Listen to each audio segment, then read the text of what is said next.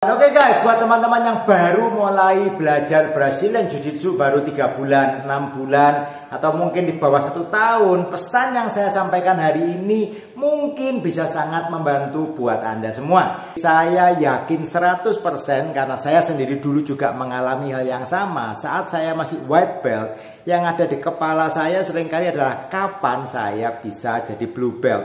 Atau at least lah, paling enggak kapan sih saya dapat strip saya yang pertama, kapan saya dapat strip saya yang kedua, ketiga, keempat, baru saya bisa jadi blue belt.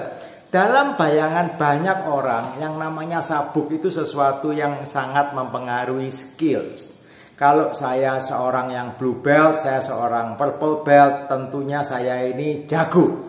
Tetapi realitanya kalau kita mau berpikir, atau dari pengalaman saya setelah saya belajar BJJ dari tahun 2009 sampai hari ini, kenyataan itu terbalik. Kenyataan itu sangat-sangat terbalik dari apa yang dulu saya pikirkan. Pikiran saya dulu kalau sabuknya tinggi ya ilmunya tinggi. No, ternyata realitanya adalah kalau Anda mempunyai skill yang bagus, Anda mempunyai teknik yang bagus, Anda mempunyai game plan yang bagus, otomatis sabuk itu akan sampai ke tangan Anda.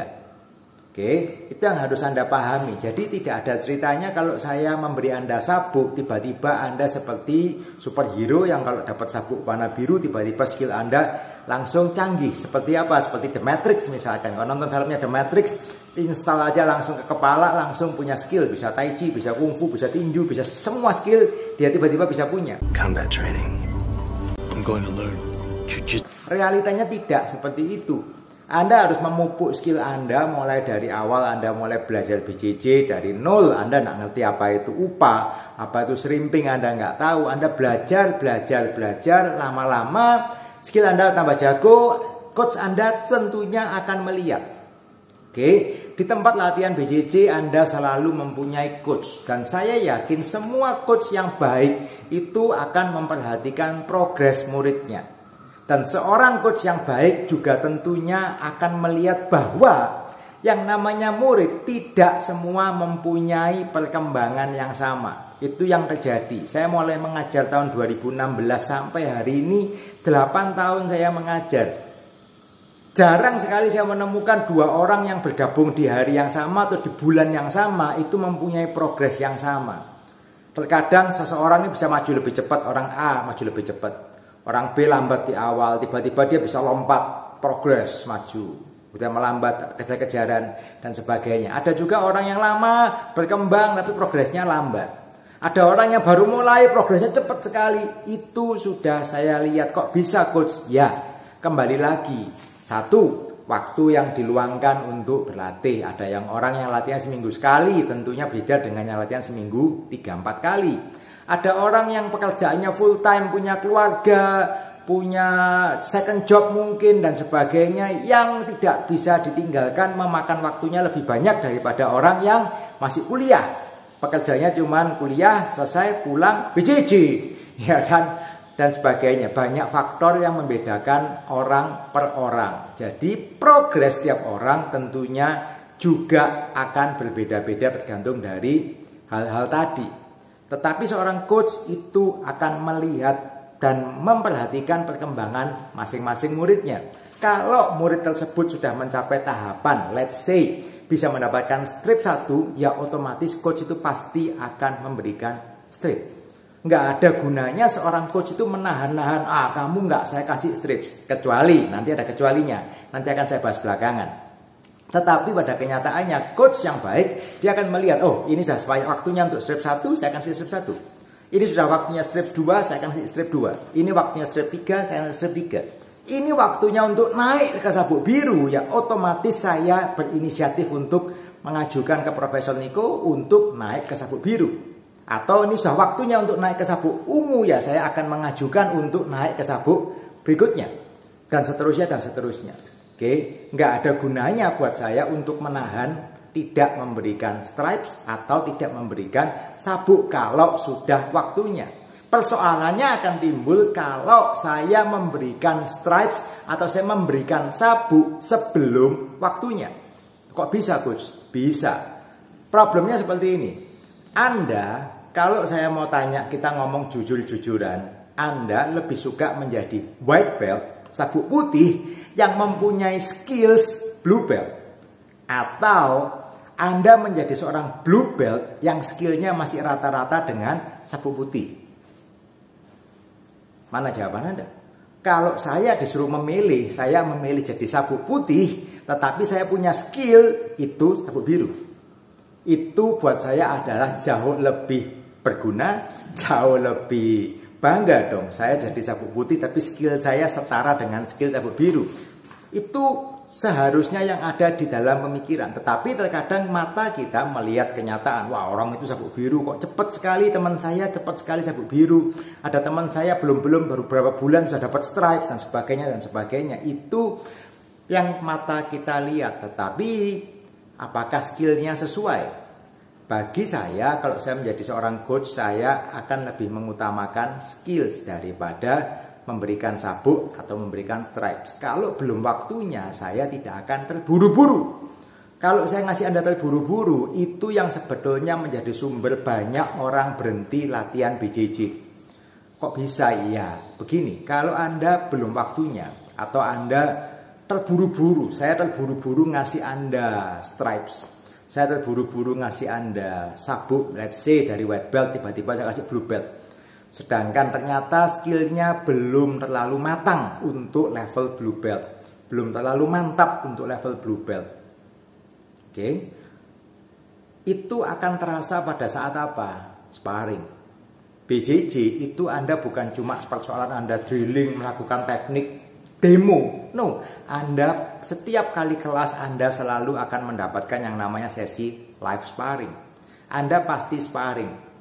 Sekarang Anda bayangkan, Anda saya kasih blue belt. Pada waktu Anda sparring, Anda cuman rata-rata dengan murid yang white belt. Belum lagi kalau ternyata Anda banyak kali ngetap dengan white belt. Bukan berarti Anda tidak boleh ngetap ya. Jadi jangan pernah punya pemikiran bahwa kalau Anda sudah sabuk biru tidak bisa ngetap dengan white belt, atau sabuk coklat tidak bisa ngetap dengan white belt. Kenyataannya saya pun terkadang juga ngetap waktu melawan white belt. Oke. Kenapa? Ya namanya orang bermain, namanya live sparring, tentunya ada kalanya kita itu salah mengambil teknik, kita kecolongan atau kita melakukan kesalahan. That's human. Itu realita yang ada. Bisa salah, bisa kena submission, ya saya tap. That's it, selesai. Tetapi kalau signifikan sekali, kalau tekniknya ketinggalan, kena sekali main dengan yang seorang blue belt, dengan white belt Anda baru main, Anda kena tap 2 kali, 3 kali, ya something wrong dengan itu. Kena sesekali itu oke, tapi kalau kena berkali-kali, ya kan menjadi sebuah pertanyaan terkadang, ya kan. Nah, itu yang menurut saya salah satu sebabnya orang berhenti BJJ terlalu awal, karena terlalu cepat untuk naik. Jadi lebih baik Anda tunggu. Pada waktunya coach Anda akan memberikan stripes, coach Anda akan memberikan sabuk pada waktunya. Nah, tadi saya sedikit membahas kenapa ada orang yang malah nggak mau di stripes, atau ada coach-coach tertentu yang menahan-nahan supaya muridnya nggak naik-naik sabuk, nggak naik-naik stripesnya. Jawaban saya cuma satu, biasanya mereka kompetitor. Nah, ini kalau di luar negeri istilahnya adalah namanya sandbagging. Sandbagging itu jadi menahan supaya tidak buru-buru naik. Let's say saya punya murid nih, murid saya X, dia jago white belt, udah strip 3 ini, mungkin mau strip 4. Saya pending, dia sering ikut pertandingan, dia sering menang, ikut pertandingan menang. Saya kalau dengan mindset saya sebagai, wah supaya dia jadi kompetitor yang jago nih, ngumpulin medalnya supaya banyak, saya akan bikin dia lebih lama di white belt. Tujuannya apa? Ya supaya dia dominasi dong. Dia jadi white belt yang sudah 4 tahun di white belt, atau mungkin dia 5 tahun white belt. Di pertandingan white belt musuhnya adalah white belt yang baru 1 tahun, 2 tahun. Otomatis dia menang pengalaman, dia menang teknik, dia menang di pengetahuan. Semestinya dia bisa dominasi di kelas white belt. Ada nggak yang punya pemikiran seperti itu? Sayang sekali ada. Banyak enggak? Ya enggak selalu, tapi ada. Jadi memang ada yang tertentu yang mereka memilih untuk lebih baik saya enggak naik. Atau seorang blue belt yang sudah bertahun-tahun blue belt terus enggak naik-naik ya. Entah coachnya enggak naikin atau dia milih enggak naik. Tujuannya apa ya? Kalau competition Dia bisa sandbagging, dia bisa compete di level yang sama walaupun pengetahuannya, jam terbangnya sudah naik. Kenapa ya? Gampang, musuhnya adalah orang-orang yang baru masuk di level tadi. Sedangkan dia sudah di level white belt, misalkan dia di white belt sudah bertahun-tahun di white belt. Waktu dia blue belt, seorang blue belt yang sudah 3-4 tahun ya kan di tempat latihan blue belt terus ya. Waktu dia ikut competition, musuhnya mungkin blue belt yang baru 1 tahun, 2 tahun. Apakah itu baik? Secara kultur sebetulnya tidak baik juga. Karena yang namanya sandbagging itu merusak keseimbangan. Keseimbangannya rusak nanti ya kan. Karena nanti yang lain juga bisa niru. Wah kalau gitu saya lama-lamain juga. Saya lama-lamain supaya nggak cepet-cepet naik. Supaya nanti bisa kompetisi lebih lama di level tertentu. Ya itu juga bukan hal yang ideal sebetulnya untuk sebuah kultur BJJ. Menurut saya kalau sudah waktunya sesuai dengan skill, sesuai dengan pengetahuan, sesuai dengan kemampuannya ya coach yang baik akan memberikan stripes, coach akan memberikan belt pada waktunya. Jadi jangan terburu-buru. Kalau menurut penilaian kita sendiri, selamanya kita akan menilai bahwa kita sudah mampu, kita sudah cukup jago kok. Kita ini oke kok untuk naik sabuk berikutnya. Itu yang saya alami dulu. Saya dengan teman saya dulu sempat merasa kok saya ini di belt. Waktu itu saya purple kalau nggak salah. Purple ini cukup lama. Saya purple hampir 4 tahun lebih. Kok lama ya purple terus ya kan. Ternyata memang realitanya saat saya bermain di Bali dengan teman saya, kita sparring dengan senior-senior di sana ya, kita akhirnya tahu diri bahwa iya memang skill kita ternyata masih di purple belt. Oke. Kita memang masih skillnya masih di situ, that's it, ya terima aja. Dan tentunya yang namanya harapan saya BJJ itu sebuah olahraga yang sudah mulai internasional. Oke. Kita punya harapan, saya punya harapan seperti di tempat saya di Shaka, saya memberikan Anda belt, at least Anda ketemu dengan same belt di luar negeri, entah itu di Australia, di Amerika, entah itu di Malaysia, Singapura, Jepang, Anda ada di level yang sama.